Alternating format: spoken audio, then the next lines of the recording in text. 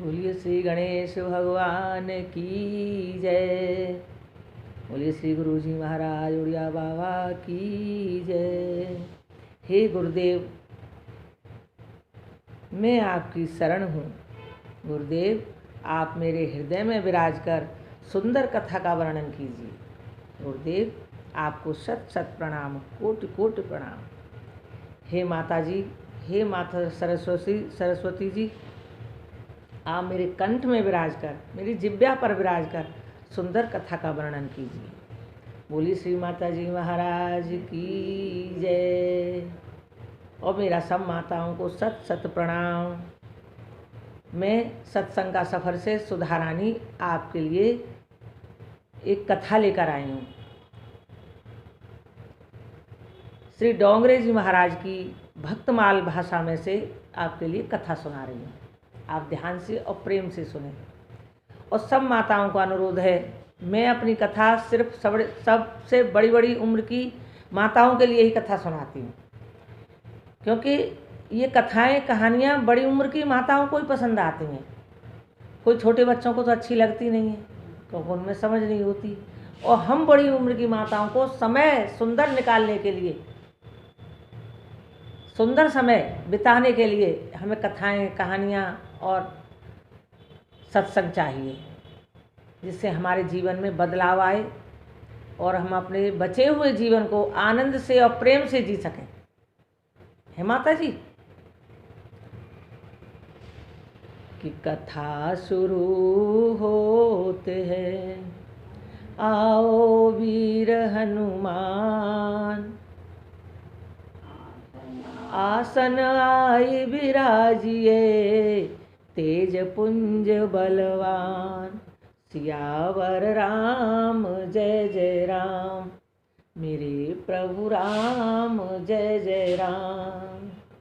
मंगल भवन अमंगल हारी, उमा सहित जय जपत पुरारी, श्री राम जय राम जय जय राम, श्री राम जय राम जय जय राम, श्री राम जय राम जय जय राम, श्री राम जय राम जय जय राम। बोलिए श्री सद्गुरुदेव भगवान की जय, श्री भक्तमाल श्री भगवान की जय। तो मैं यहाँ एक राजा चंद्रहास की कथा लेकर आई हूँ, जो बहुत बड़े भक्त हो गए हैं। उनको बहुत विश्वास और श्रद्धा थी। जो बहुत बड़े भक्त होते हैं उन्हीं की कथाएं कहानियाँ लिखी जाती हैं। और भगवान का भक्त बनने में कष्ट और परेशानियाँ मनुष्य को बहुत आती हैं। तो वही भक्त है असली में जो कष्टों और परेशानियों को आराम से झेल गया, आराम से समझकर सीख कर शांति से उस कष्ट को झेल गया, उससे पार निकल गया बिना दुखी हुए। तो समझ लो ये भगवान का बहुत बड़ा भक्त है। भगवान की बहुत बड़ी कृपा है, क्योंकि भगवान की कृपा के बिना कोई शांत हो नहीं सकता। श्रद्धा, विश्वास, ये प्रेम सिर्फ भगवान की कृपा से ही होते हैं। तो मैं भी आपके लिए कथा लेकर आई हूँ, और माताओं में पहले ही बता रही हूँ कि ये कहानी कथा सुनकर आप अपने बच्चों को सुनाना। जो आपके नाती हैं, पोते हैं, उनको सुनाओगी तो बच्चे इस बहाने से आपके पास बैठेंगे, उनको अच्छा लगेगा, और आपके बच्चे पास बैठेंगे तो आपको भी अच्छा लगेगा, और बच्चों को कुछ सीखने को मिलेगा। क्योंकि छोटे बच्चे जो होते हैं वो गीली लकड़ी की तरह होते हैं। गीली लकड़ी को किधर भी मोड़ दो वह मुड़ जाती है। ऐसे छोटे बच्चों के मन पर बहुत सुंदर प्रभाव पड़ता है, अच्छी बातों का और बुरियों का भी। इसलिए बच्चों के लिए भी संगति का प्रभाव पूरा पड़ता है। तो संगति का ध्यान रखना चाहिए, गलत संगत में न पड़े बच्चे, अच्छी संगत में रहें। तो बोलिए श्री गुरु जी महाराज की जय। तो मैं राजा चंद्रहास की कथा सुनाती हूँ। केरल में राजा चंद्रहास का जन्म एक मेधावी राजा के यहाँ हुआ था।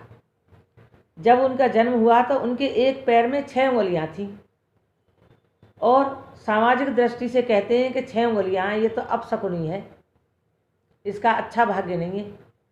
लेकिन कोई कोई कहते हैं कि यह छंगा है, 6 उंगलियाँ हैं तो ये भाग्यशाली है। ये सब अपने अपने विचार हैं। तो जब इनका जन्म हुआ तो इनके जन्म लेने के थोड़े दिन बाद ही एक राजा ने इनके नगर पर चढ़ाई कर दी, जिससे इस चंद्रहास के पिता की मृत्यु हो गई और इनके नगर को दूसरे देश के राजा ने जीत लिया। हाँ, अब ये बिना पिता के अनाथ हो गए। थोड़े दिनों बाद इनकी माता, थोड़े दिनों बाद नहीं, इनकी माता इनके पिता के साथ सती हो गई। अब ये बिना माता पिता के रह गई। तब एक धाया थी, धाय माँ उस छोटे से बालक चंद्रहास को लेकर कुंतलपुर में आ गई और वहाँ के राजा के मंत्री दृष्ट बुद्धि के यहाँ रहने लगी और वह बच्चे का पालन पोषण करने लगी। जब यह बच्चा 5 वर्ष का हो गया तो इसकी धाय माँ भी मर गई। अब ये बच्चा बिल्कुल ही अकेला रह गया, इधर इधर घूमता रहता, कहीं से मांग लेता और खा लेता। जो बहुत बड़े भक्त होते हैं उनके जीवन में यही कष्ट आते हैं। ऐसे नारद जी की कहानी है और कितने भक्तों की भी है। तो जो कोई भी उनको कृपा करके कुछ खाने के लिए दे देता और ये खा लेते। एक दिन भगवान की कृपा से नारद जी इनके पास आ गए। तो नारद जी ने इनके अकेलेपन जीवन को दूर करने के लिए, इनको कृपा करने के लिए कि इसका किसी तरह गुजारा तो हो, तो एक सालग्राम की बटिया दे दी हाथ में। कहने लगे, बेटा तेरे को कुछ नहीं करना है, बस तू जब भी कुछ खाए पिए तो इस मूर्ति को दिखाकर खा लिया करना। हाँ, पीछे भोजन किया करना। चंद्रहास बहुत छोटा बच्चा था, 5 वर्ष का था। उसके मन पर बहुत जल्दी असर पड़ा। उसने प्रेम पूर्वक वह मूर्ति अपने पास रख ली और उसी दिन से यह नियम बना लिया कि खाता पीता तो पहले उस मूर्ति को दिखा देता था, यानी कि भगवान भोग लगाइए, यह कहता था।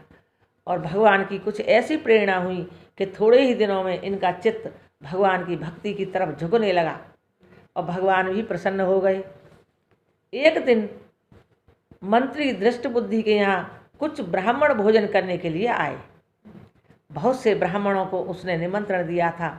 खूब सारे ब्राह्मण भोजन के लिए आए और ज़्यादा जने जहाँ भोजन करते हैं वहाँ बहुत आनंद आता है। आनंद पूर्वक जब सब ब्राह्मण भोजन कर चुके तो मंत्री हाथ जोड़कर बोला, हे ब्राह्मणों, कृपा करके यह तो बताइए कि मेरी ये कन्या है, इसको कैसा वर मिलेगा। तुरंत ब्राह्मणों ने बिना सोचे समझे उत्तर दे दिया कि चंद्रहास को ब्याही जाएगी, चंद्रहास को ब्याही जाएगी, चंद्रहास को। और चंद्रहास कौन था? उसके माता पिता मर गए थे, उसका राज्य भी नहीं रहा था, धाय माता ने उसे पाला था, कुछ भी नहीं था। लेकिन उसको मालूम नहीं था कि यह राजा का पुत्र है। वह तो दासी पुत्र जो धाय माँ थी उसी का पुत्र समझती थी। इसलिए उसको बड़ा क्रोध आया। वो कहने लगे कि तुमने विचार कर नहीं बोला, यह तो दासी पुत्र है, हम अपने राजा हैं, हमारी राजकुमारी बेटी है, उसका विवाह हम उससे कैसे कर सकते हैं। तो ब्राह्मण तो भोजन करके चले गए और उस राजा ने चंद्रहास के लिए कहा कि इसे जंगल में ले जाओ और मार कर काट कर फेंक दो, जो इससे मेरी बेटी नहीं ब्याही जाएगी। कुछ भी हो जाए मैं अपनी बेटी का विवाह से नहीं करूँगा। तो मंत्री के जो जल्लाद थे वो चंद्रहास को लेकर जंगल में चले गए। और जब वह जंगल में चले गए और उसे काटने के लिए तलवार उठाई, तब किसी दूसरे ने कहा कि ठहरो, मरते हुए आदमी की अंतिम इच्छा पूछी जाती है, तो तुम भी इससे पूछ लो, इसे कुछ चाहिए तो नहीं, इसकी कोई अंतिम इच्छा है। तो वह कहने लगा, तभी एकदम सोच के, अंतिम इच्छा क्या है, वैसे तो कुछ नहीं है, पर मेरे जो सालग्राम ठाकुर जी हैं, मैंने आज उनका भोग नहीं लगाया। सुबह से दोपहर तक मैं तुम्हारे यहाँ हूँ, आज उनका भोग नहीं लगाया है, पूजा नहीं हुई है, स्नान नहीं कराया, तो अगर आपकी आज्ञा हो तो मैं उसको भोजन कराऊं, उनको स्नान कराऊं, भोग लगाऊं, बस यही है। उन्होंने कहा कोई बात नहीं, मंत्री ने उसे छोड़ दिया। ठहर गए थोड़ी देर के लिए और चंद्रहास ने शालिग्राम जी को स्नान कराया, तिलक लगाया, फिर भोग लगाया और भोग लगाकर कहने लगा, हे भगवान, जब जब भक्तों पर भीड़ पड़ी है तब आपने ही तो संभाला है, तो क्या मेरा इस कष्ट को दूर नहीं करोगे? मैं आपकी पूजा करने के लिए जीवित रहना चाहता हूँ। प्रभु मेरी रक्षा कीजिए, मेरा उद्धार कीजिए। ऐसा कहकर वह आंख बंद करके वहीं की वहीं बैठ गया और ध्यान में इतना लीन हो गया। 2 घंटे 3 घंटे 4 घंटे हो गए, वो उठा ही नहीं, न भूख न प्यास न कुछ। 5-6 वर्ष का बच्चा। फिर जल्लादों ने कहा कि तुम्हारा काम पूरा हो गया है तो चलिए। वह आ गया, लेकिन मन में उसके भगवान का ही ध्यान था कि प्रभु मेरी रक्षा कीजिए। कि दीनबंधु दीनानाथ मेरी लाज तेरे हाथ, दीनबंधु दीनानाथ मेरी लाज तेरे हाथ, मेरी लाज तेरे हाथ। आँखों ही आँखों में आँखें बंद करके मन ही मन में भगवान का ध्यान करता रहा। करते करते अब जल्लाद के मन पर ऐसा प्रभाव पड़ा, वो सोचने लगे कि देखो भाई, ये छोटा बच्चा है, ये निर्दोष है, हम इसको क्यों मारें? मेरा दिल तो नहीं कर रहा कि मैं इस पर अपनी खड़ग तलवार उठाऊं। बिल्कुल बच्चा है, निर्बोध। और बच्चे में कहते हैं भगवान का रूप होता है। यूँ मारो कि कोई यूँ कह रहे हैं कि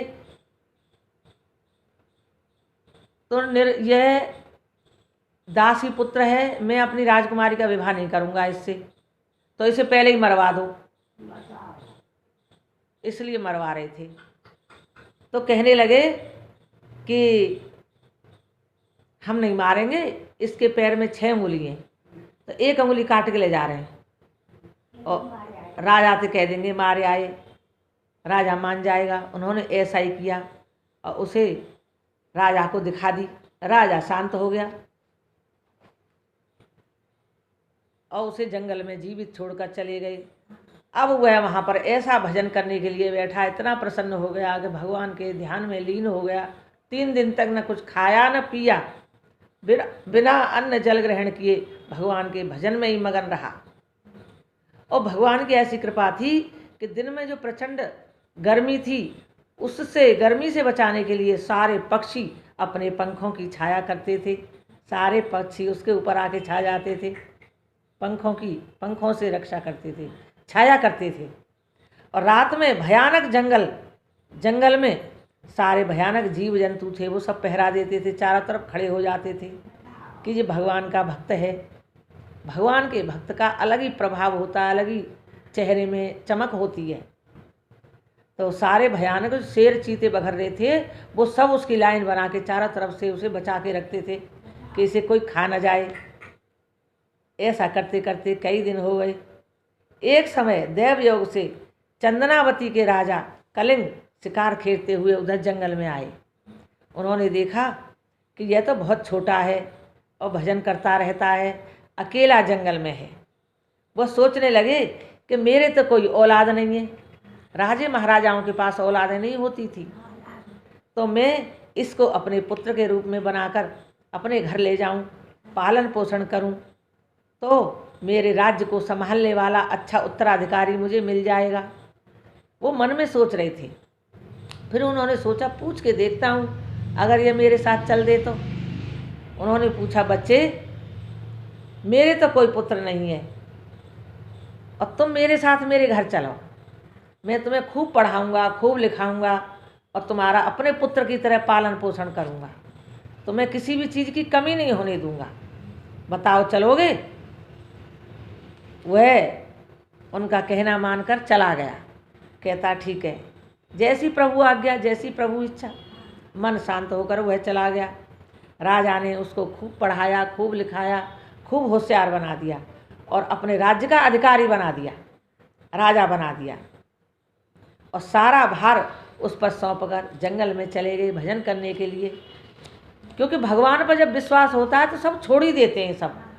फिर उन्हें ये परवाह नहीं रहती है कि इसका विवाह होगा कि नहीं होगा, कि राज्य को संभालने वाला तो आ ही गया है, आगे जैसे हमें भगवान ने एक पुत्र दिया है, इसको भी कुछ न कुछ देंगे। ऐसा विश्वास मानकर वह जंगल को चला गया राजा और भगवान का भजन करने लगा। यह कलिंग नामक राजा कुंतलपुर के राजा को कुछ वार्षिक टैक्स देता था। किंतु चंद्रहास के मर जाने पर, चंद्रहास के राजा बनने पर वो उसे कोई कौड़ी भी टैक्स नहीं देता था, क्योंकि वह डरता नहीं था। इसी कारण मंत्री धृष्ट बुद्धि ने क्रोधित होकर बहुत सी सेना लाकर चंद्रहास के राज्य पर चढ़ाई कर दी। यह धृष्ट बुद्धि वही था जिसने इसको कत्ल करवाया था, वही राजा था। उसने सेना लेकर चंद्रहास के देश पर चढ़ाई कर दी। और जब महाराज कलिंद ने यह सुना तो बड़ी प्रसन्नता पूर्वक उठे और बड़े सत्कार पूर्वक मंत्री को अपने नगर में लाकर चंद्रहास से मिलाया। उनको राज्य अधिकार देने का भी जो हाल था वह सब कुछ सुना दिया कि यह राजा कैसे कैसे बने हैं, वो सब सुना दिया। मंत्री ने जब चंद्रहास को पहचाना तो बड़ा ताज्जुब करने लगा। उस धृष्ट बुद्धि ने, जो राजा जिसने कत्ल करवाया था, वह उसको पहचान गया। उड़े बस उसे बड़ा अचंभा लगा कि इसको तो मैंने मरवा दिया था और ये कहाँ से आ गया। ये ऐसा सोचकर वह विचारने लगा, अब किसी भी उपाय से इसे कुंतल पर भेजकर अब भी मैं इसे मरवाना चाहता हूँ। ऐसा विचार कर उसने अत्यंत क्रोध करके महाराज कलिंद से कहा कि आपने यह बड़ा अनुचित किया है, जो हमारी बिना आज्ञा के राजपद इसको दे दिया। खैर अब इसका उपाय यही है कि मैं एक पत्र अपने बेटे मदन के नाम लिख दूंगा। मेरे पत्र को लेकर यह कुंतलपुर मेरे बेटे के पास चला जावे और वहाँ दोनों आदमी मिलकर महाराज के पास जाकर मंत्री की सुकृति ले आए, फिर कुछ बखेड़ा नहीं रहेगा। यह सुनकर मंत्री ने अपने एक पत्र अपने बेटे के नाम लिख दिया। चंद्रहास तत्काल चल दिया। चंद्रहास को चिट्ठी लिखकर दे दी कि तू मेरे बेटे को चिट्ठी दिया, इसलिए कि वो इसको मार दे, मरवाने के लिए भेज रहा था। चंद्रहास चिट्ठी लेकर गया। वहाँ उसी धृष्ट बुद्धि की जो राजकुमारी कन्या थी, जो पहले छोटी उम्र में उसी के लिए कत्ल करवा दिया था, उसने इसे देख लिया। देखकर वह पहचान गई और वह कहने लगी, हे ईश्वर, हे अनाथों के नाथ, मेरी प्रार्थना स्वीकार करो। मैं इस पुरुष से विवाह करना चाहती हूँ, चंद्रहास से। उसका दिल उस पर आ गया, जैसे राधा रानी कृष्ण भगवान से प्रेम करती थी। कितने ही दूर चले जाएं, जो भगवान ने संजोग लिख दिया है तो वो होगा ही।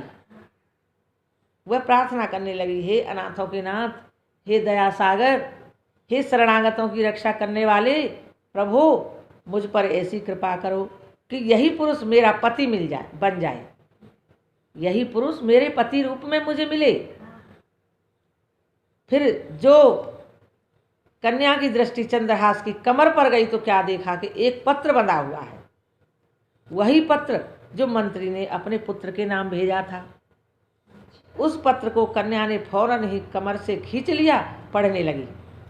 उस पत्र में लिखा था कि इस पत्र को लाने वाले को तू फौरन विष दे देना, विष जहर दे देना, जिससे इसमें 1 मिनट भी देर न करे और वह तुरंत ही यह मृत्यु को प्राप्त हो जावे। कन्या को यह पत्र पढ़कर बड़ा दुख हुआ और वह सोचने लगी कि यह प्राणों प्यारा, मेरी आँखों का तारा यहाँ मरने के लिए आया है। क्या इसके भाग्य में इसी प्रकार मरना लिखा था? किंतु उसे विश्वास न हुआ। वह फिर सोचने लगी कि मेरे पिता तो बहुत दिन से मेरे लिए कोई सुंदर वर की खोज में हैं। यहाँ से जाने के समय भी यह कह गए थे कि पुत्री के लिए कोई वर तलाशना और शीघ्र विवाह कर देना। मालूम होता है यह मेरे लिए ही यहाँ आया है। भूल से यह जल्दी के कारण विष शब्द को लगाना रह गया है। विषया, विष में या लगाना रह गया, अर्थात विषया की जगह भूल से केवल विष लिख दिया है। इसे ठीक कर देना चाहिए। तो उस कन्या का नाम था विषया, तो विष दे दिया, लिख दिया था उसने, या और लिख दिया उसमें, विषया के लिए कर देना। उसके भाई ने उस लड़के से उसका विवाह कर दिया। और वह प्रसन्नतापूर्वक रहने लगे। इस बात की सूचना अपने पिता को दी। भक्तन के प्रतिपाल प्रभु, भक्तन के सिर ताज, भक्तन के प्रतिपाल प्रभु, भक्तन के सिर ताज, विष देते विषयादयी, हरि बड़े गरीब निवाज। विषते विषयादयी, हरि बड़े गरीब निवाज। सियावर राम जय जय राम। अब विष से विषया दे दी, देना था विष, अपनी बेटी दे दी। हरि भगवान इतने गरीब निवाज हैं, इतने दयालु हैं, इतने कृपालु हैं। उसे विश्वास था, वो शांत रहता था कि जो कुछ होगा भगवान करेंगे और जो होगा अच्छा ही होगा। यह सोचकर निरंतर भगवान के भजन में लगा रहता था। इतना दुखी कर दिया एक बार तो भगवान ने उसे कि न माता रही न पिता रहे, न राज्य रहा, न धाया माता रही। और भगवान किसी के द्वारा कहाँ उसका पालन पोषण हुआ, कहाँ फिर वह राजा बना, फिर वह राजकुमारी, उसी राजकुमारी का पति बन गया, उसी से विवाह हो गया जो वो ब्राह्मण आशीर्वाद देकर गए थे कि तुम अपनी कन्या का विवाह चंद्रहास से कर दो, इसी से होगा। उसी से विवाह हो गया। तो भगवान भक्तों पे इतनी कृपा करते हैं कि वह किसी तरह उसको दुखी नहीं होने देते। तो इस तरह ये यहाँ कथा विश्राम लेती है। बहनों, माताओं, बड़ी उम्र वाली माताओं, लेडीज स्पेशल कथा है मेरी। मैं उसमें एक भजन और गाती हूँ, उसे मुझे रुका नहीं जाता, उसे गाए बिना। गाऊं? तुम जहाँ भक्ति होती है वहीं आनंद होता है, और जितना समय भक्ति में और कीर्तन में निकलता है वही कीमती है, वही वक्त कीमती है। बाकी तो सारा वक्त बेकार है, फिजूल है। ऐसे ही कि तुम हो तो बढ़ जाती है कीमत मौसम की। तुम हो तो यानी सत्संग हो, कीर्तन हो, भजन हो, गुरुजी हो, भक्ति और आनंद हो। कि तुम हो तो बढ़ जाती है कीमत मौसम की, ये जो तेरी आंखें हैं 16 शबनम की। भूल गई मैं तो। अब जीना भी यही है और मरना भी यही है। गुरुदेव मेरे, गुरुदेव मेरे, गुरुदेव मेरे, तुम हो तो दुनिया कितनी हंसी है, जो तुम नहीं तो कुछ भी नहीं है। गुरुदेव मेरे, गुरुदेव मेरे, गुरुदेव मेरे। प्रभु, अगर आप हमारे जीवन में न होते तो हमारा जीवन नीरस, बिल्कुल बेकार, सूखा रूखा हो जाता। प्रभु, आपके आने से भक्ति, आनंद, माधुर्य, रसमय जीवन है। प्रभु, ऐसा ही रस बना रहे। हे मेरे नाथ, ऐसी कृपा कीजिए कि मैं आपको कभी न भूलूं, और यदि भूल भी जाऊं तो आप मुझे कभी न भूलें। प्रभु, ऐसी कृपा कीजिए। ओम शांति शांति शांति ओम। बोले श्री गुरु जी महाराज की जय। बोलिए भक्त चंद्रहास की जय। और मेरा सबको राम राम प्रणाम।